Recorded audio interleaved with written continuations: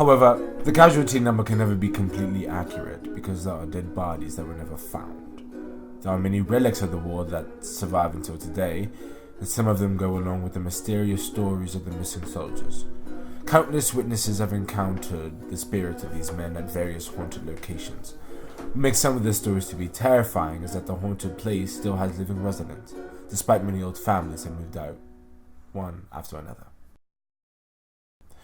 In a small suburban area north of Philadelphia, located in an old historical high school campus that goes by the name of George School,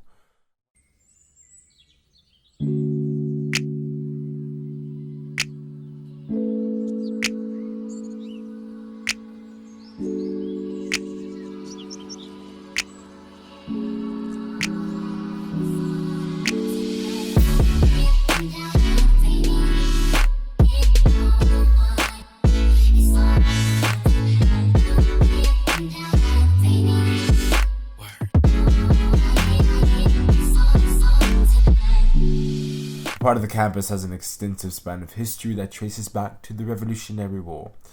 During the time, many deaths were announced missing due to an unsolved mystery. This is when the story about the Tate House ghost begins. This story is recorded in the book Ghost in the Valley by I.D. Kent Thomas Jeffrey, which documented the haunted sightings in the Delaware Valley. The story early begins with its warning headline, warning that only the heroes try it. And when the visit is made, carry the largest, stoutest candle that will burn the truest flame, for there will be difficulty. When a certain spot on the basement floor is passed, beneath which a body lies buried, it is said, the candle flame will go out, and the intruder will find himself alone in the damp darkness, with only a thread of shiver to recall that he is still alive. Tate House is by far the oldest building on the campus, and was bought by George School in 1945, when the school purchased its outbuildings. It was built in 1756 by Anthony Tate. Its owner during the Revolutionary War was his son, Dr. James Tate. The latter was a physician who was also an army officer during the war. So old Dr. Tate went to Trenton quite late on the eve of the new year, and there, after slipping a toddy, he snatched a dead body and dragged it back home by the hair. He dragged it back home by the hair, my friend, while others were raising a beer, while others were singing their old lang synes and welcoming in the year. So the story is that Dr. Tate needed some cadavers. So I think the Battle of Trenton had just taken place. So we're talking about colonial times here. And the story is that he went up to Trenton one night and got this dead Hessian soldier who had been killed in the Battle of Trenton, brought him back to Tate House, anatomized him, cut him open, dissected him, looked at everything, and when he was done with him, he buried him in the basement of Tate House. For years afterwards, the soldier's restless spirit might be heard in the dead of night, tramping up the stairs and along the halls. On the third floor, you would hear things sometimes, like it sounded like somebody was walking on the roof, but it's an old house, so it's got all kinds of creaks and bumps and all that. And then there was a closet door that kind of went like into an attic, like a built-in closet in the attic. And you would shut the door, put a pot up against it to keep it closed, and the thing would be open in the morning, like weird stuff like that. I was home alone, and I woke up in the middle of the night, and a set of wind chimes that we had been given as a wedding gift, which we had not put outside yet, which was just hanging in a closet, leaning against a wall, so the wind, nothing could have jostled it, nothing could have made it ring. And I woke up to the sound of somebody tapping it with something, and the chimes were going ding, dong, ding, dong. And I got up and I walked into the room where they were hanging, and they were perfectly straight and still. Can I tell you one of the stories that Emilio told me? Sure. It's kind of creepy. So he got up in the middle of the night, he's walking down the hall, and all of a sudden he sees this guy. He's got a beard, like scraggly blonde hair, is wearing a uniform, like with this like shiny buttons and all that stuff, and he just like went to move and it was gone. We had a number of experiences with the ghost. My wife woke up in the middle of the night once, and there was an old-fashioned nightshirt right over her, very close to her face, with a row of buttons, and then the nightshirt backed up, and it was the and the body turned, and the body walked away from her, and it was a man with a blonde ponytail, and he walked out of our bedroom.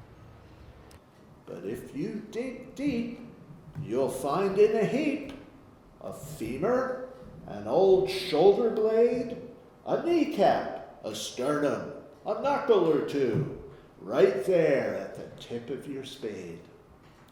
Right there at the tip of your spade, my friend. But cover them back up with dirt. Let the ghost have his rest. And friend, do your best not to raise up that old bitter hurt. In 2010, the Tate House was renovated under the direction of the George School Board of Trustees. According to Mike Gersey, the director of this renovation, the process includes restoration of windows, new interior walls, fixing electricity, lighting, and the heating system. However, this process was halted at one point due to the unearthing of a horrifying object. The truth about the ghost story was unveiled to the public eyes, and the result was horrific. In February of 2010, someone came into my office with a box of bones and put them in front of me. And he showed me these box of bones. I'll never forget it. It was like almost like a long, like a suit box or a shirt box. And there were a variety of bones, and I'm not a science person, but said, we just found these, or the contractor just found these, digging around the foundation of Tate House. We were all at George School. We were really very, very interested in what would turn up during the renovations of that building.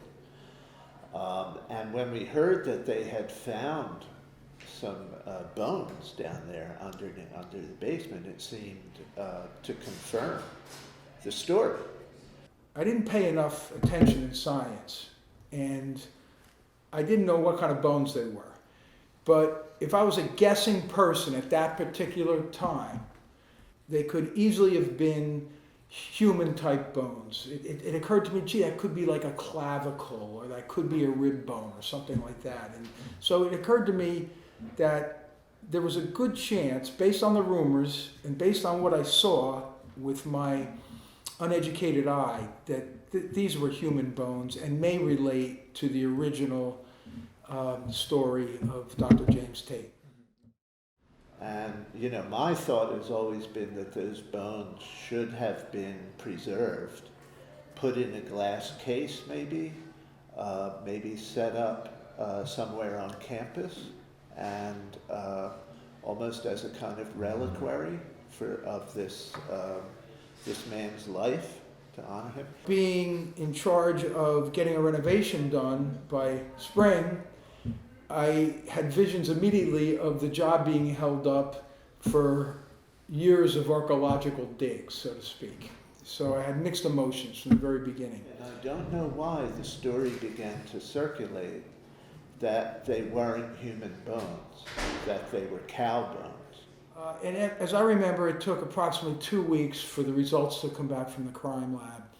And to my pleasant surprise at the time, the bones were found to be bovine cow bones.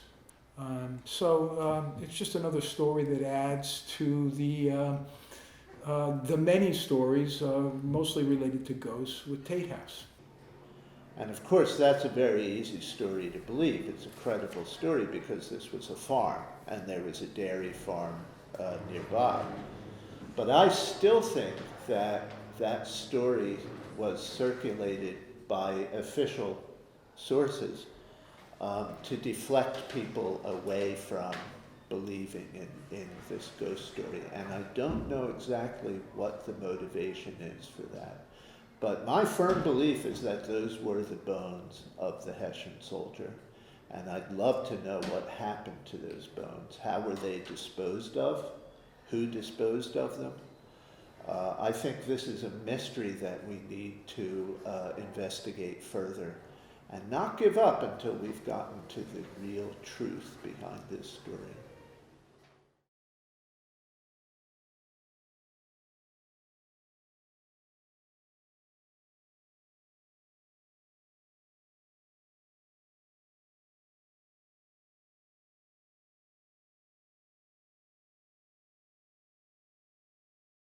Were you able to take a picture or the video of the bones? You know, I believe pictures were taken of the bones. However, we couldn't find them. We were looking, as you prepared me for this meeting today, we just could not find them. Is the story about the Tate house ghost true? Or is it just an old story told by the owner of the house? The answer relies on further investigation. He busied himself through the night with his work, and great work had happened to me. And when the dawn came, it revealed to his shame, all splattered and bloody was he. All splattered and bloody was he, my friend, became with coagulate gore.